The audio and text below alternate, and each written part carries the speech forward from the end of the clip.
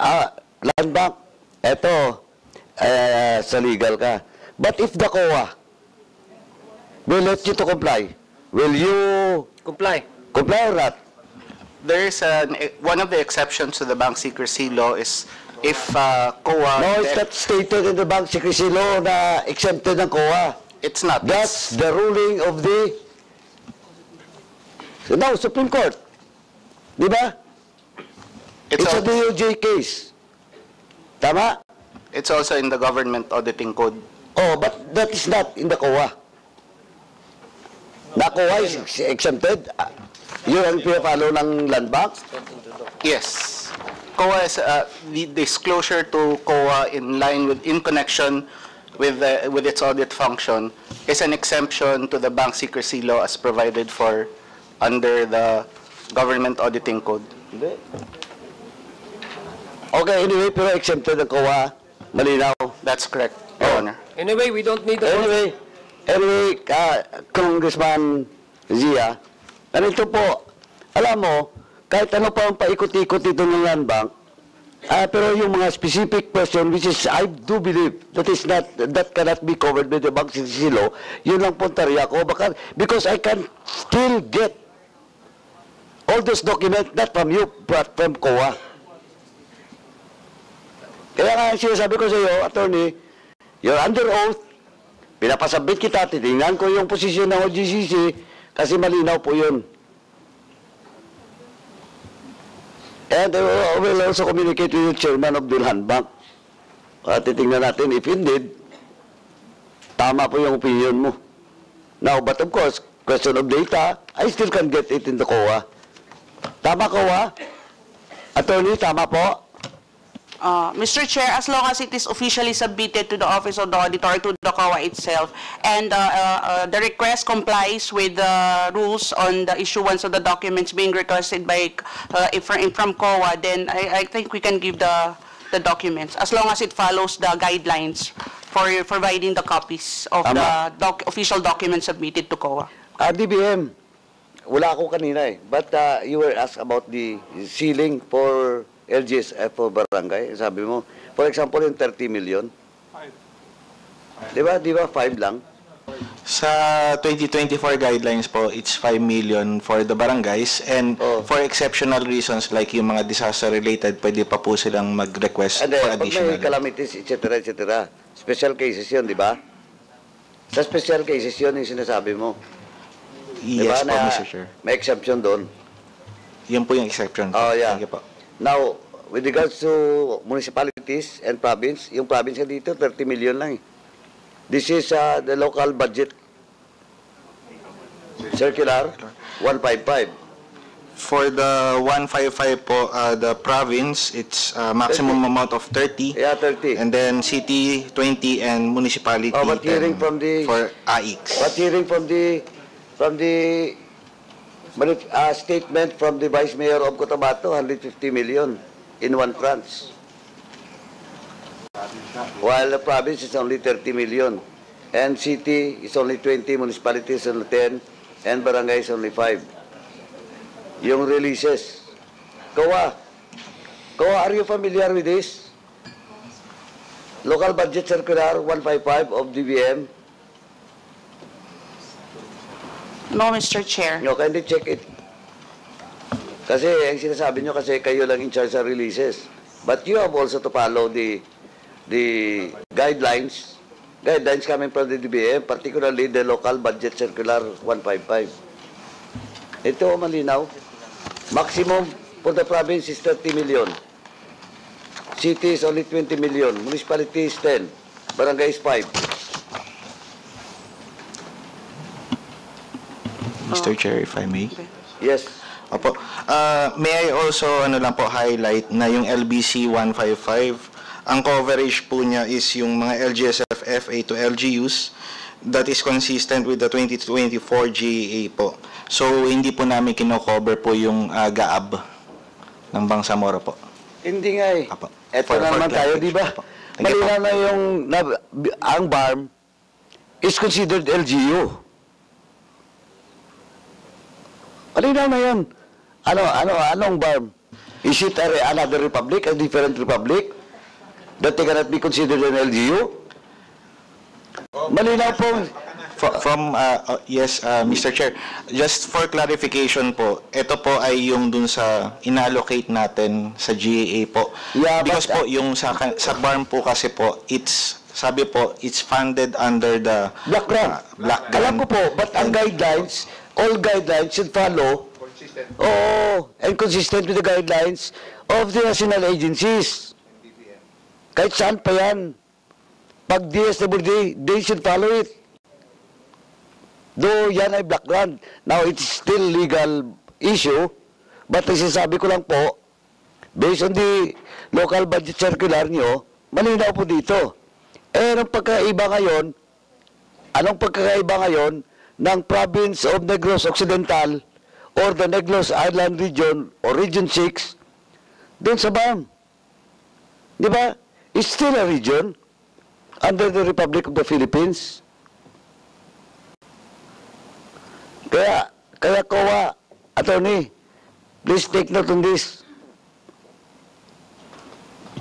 Yes, Mr. Chair, Can but you may I just manifest, sir, that as to the applicability of the DBM guidelines, the DBM guidelines on the releases of the LGSF, may I invite your attention, sir, that in the GAA for 2024, it was indicated there that the MBM has the authority to prescribe or issue guidelines on the release and reporting of the funds, which is why po...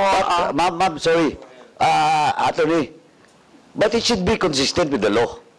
And the law states, ang BOL, malinaw po, na BARM is considered a local, an LGU. Malinaw po yun, ma'am. And if it is considered local, it should follow, if guidelines, all guidelines being implemented by the BARM should be consistent with the national guidelines of any agencies. Pwede ba yun, ma'am? For example, DSWD ng Negros Occidental, maximum for boreal is only 10,000. Then here comes the BARM, they can release 1 million. Di ba? Eh, sinasabi ko nga overreaching. But the law is very clear. Anyway, ako ma'am, attorney, hindi ako lawyer, you're a lawyer. But I think you should just get the legal opinion of yours legal sa central with regards to that. Kasi malinaw po specific provision of the Bangsamoro Organic Law and consistent with the Supreme Court ruling. Yes, Congressman Al-Mujib. Thank you, Mr. Chair.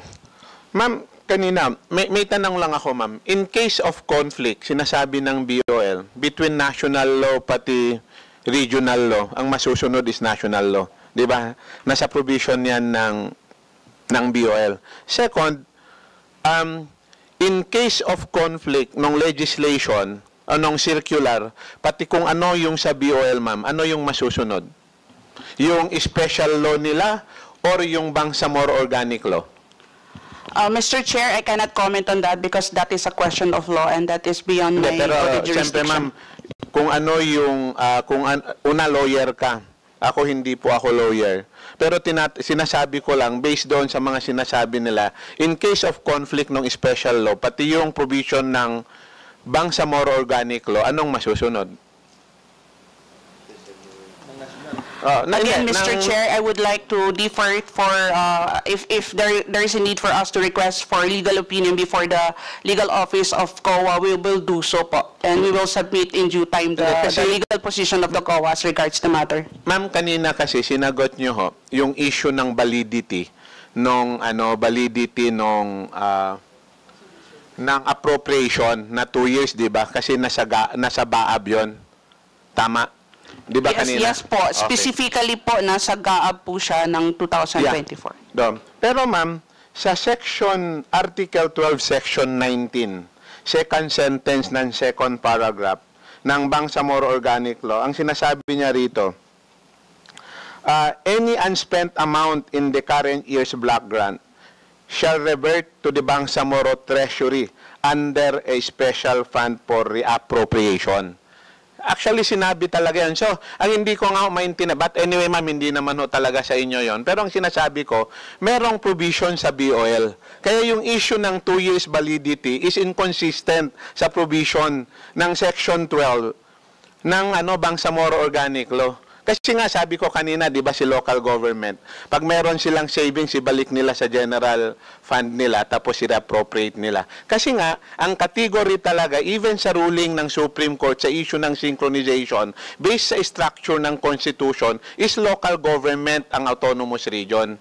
Kaya yun yung binabalik ko lang yung point. At ito ho, ni-reinforce to ng Article 12, Section 19 nung second sentence ng second paragraph. I hope, just for the record, Mr. Chair. COA, yung bang 6.5 billion hindi pa na-release totally? Mr. Chair, it's 6.4 6.4. million something. Yes. So, total releases na po yun as of February 13, Wala nang 2025. So completely released. Yes po, based on the report of summary of releases submitted to the auditor or to the auditor's office or to the COA. Okay. So wala nang ma-release dahil May fear, yeah. Kanina na-release kasi, na lahat eh. kanina kasi I learned that yung 2-year effectivity nung yung nila, yung pondo nila eh. So, since we are assured that already COA, no, talagang lahat na release and there will be no other succeeding releases. I cannot comment, Mr. Chair, as of now, because this is the data submitted to me as of February 13, 2025. And this pertains only to the 2024 po, 2024. As far as I know, and again, I will validate later, the 2025 GAB, wala pa daw pong releases for LGSF. But again, I will validate po. Thank you. Governor Adjunct, you have the floor. Mr. Chairman, yung mga releases po is 2024. Bale, yung funding for LGSF for 2024, na-release na po ng buo, Mr. Chairman. Ngayon po, ang sinasabi po natin, yung releases ng 2025, yun ang sinasabi natin, baka pwede natin muna hold in abeyance pending sa investigation ng committee. Sir Chair, Yes. Yes. I think yung wala na problema sa COA yung releases, but I think that's disbursement. So Land Bank ata ang may authority nito. Can we at least ask Land Bank?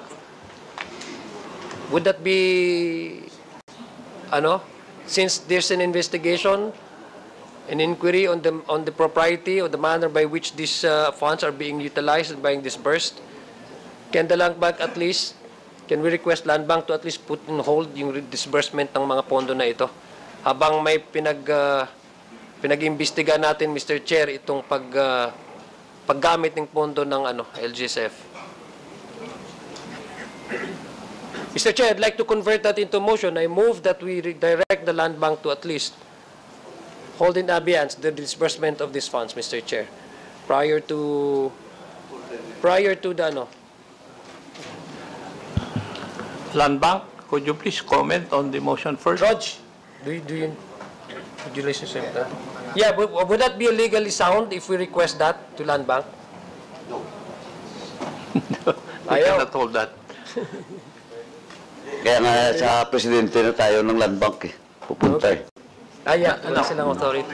No comment. May I ask DBM, in relation to the issue raised by the Honorable Adjunct, yung 2025 na LGSF, na-release na ba ninyo? Mr. Chair, we just issued the guidelines last February 24. Hindi ko It's naman already tinatanong published. kung yung guidelines ay Yes, sir. na-issue. Opo. Ang tanong ko po na-release na ba yung LGSF as part of the block grant of the Bangsamoro government? I-unpack ko lang po yung na-mention po. As far as the ABG, which is yun yung ginagamit po for 2025 ng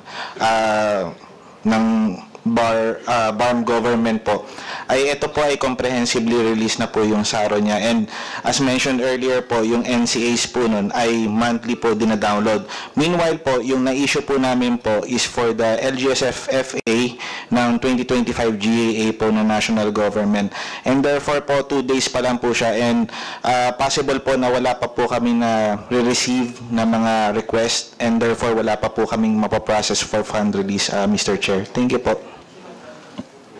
Specifically, may na-release na ba doon sa LGSF talaga? From DBM? For 2025 GAA, wala pa po, Mr. Wala Chair. pa. Now, could you answer the query of the Honorable Adjong? Kasi kayo po ang may power nun eh. Hindi naman land bank eh. Hindi pwedeng i-hold ng land bank yung pag nag-withdraw yung kliyente nila. So it's DBM.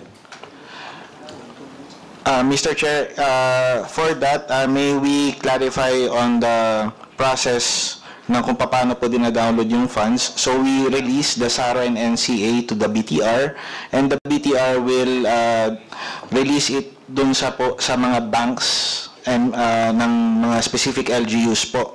So that they're guided with our monthly requirement schedule or MRS na part po ng NCA po. So, kung halimbawa pong na-mention po do sa MRS na February po ida-download po ni BTR yung pondo do sa specific LGU po. Kung meron po kaming nirelease na SARO and NCA, Mr. Chair. Thank you po. You're telling this committee that there's no way for DBM not to release the funds simply because Congress is conducting an investigation on the issue. Mr. Is Chair, that what you're telling us? Mr. Chair, once we receive po yung instruction po in written form, malamang po is ito po yung magiging basehan din po namin for us para po entirely itigil muna po yung pag-release po ng mga marireceive po namin na LGSF for 2025, Mr. Chair. Thank you po. Ano po? I did not get you. Wala pong, o may rason pa ba na pwedeng itigil ito from DBM? Wala. Yung pag-release. Mr. Chair, subject to sa guidelines po kasi po namin, once na ma-receive yung request, we process it po accordingly. But as to the, yung ma-release ba talaga yung SARO and NCA po, we may take consideration na po yung na-mention in this August body po na ipatigil at the moment na ongoing po yung investigation. But that will be subject po syempre po do sa approval po ng higher authorities po.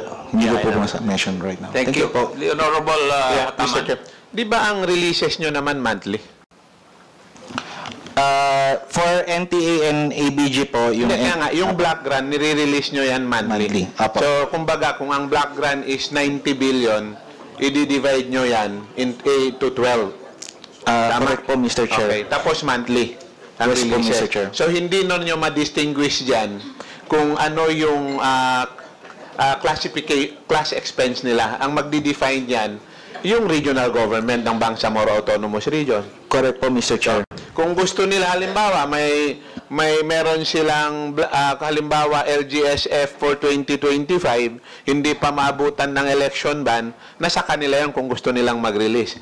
At kung magkano i-allocate nila doon sa monthly. Halimbawa, buwan ng January, naka-release na tayo si DBM. Yes po, may fiscal autonomy po sila, Mr. Chair. Yung February, naka-release na kayo.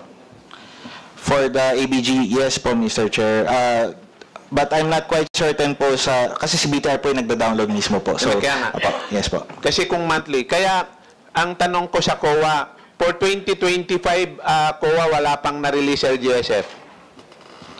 Or LGU? Yes, Mr. Chair, for 2025 na GAAB. 2025 ng GAAB, so wala pa. Wala pa po. So But far. again po, I will verify po. Yeah. So far, sa ngayon, wala pa.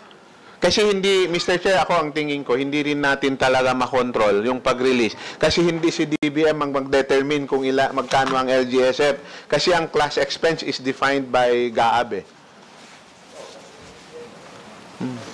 Oo, pero kung budget for doon sa LGSF, in which ito ngayon yung cover ng investigation, tingin ko pwede. And COA pwede rin. May compulsory power ng COA, but of course that's the prerogative of the central office if yung evaluation nila ay kailangan talaga. Kaya nga kailangan natin invite yung yung COA Central. Mr. Chair, may I be recognized? Yes. Yes, from Datudan Sinswat Municipality.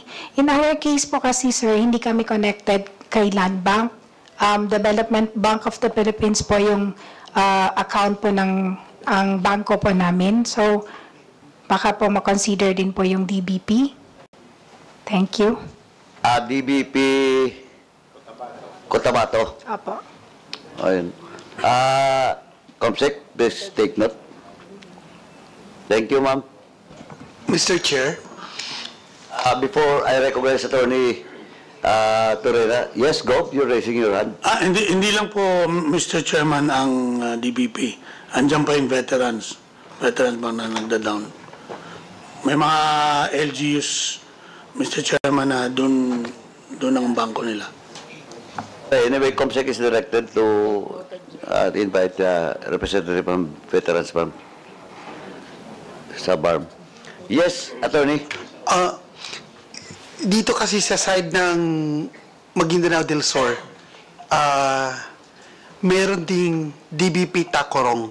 So, outside siya ng BARM ang branch. It's in Sultan Kudarat.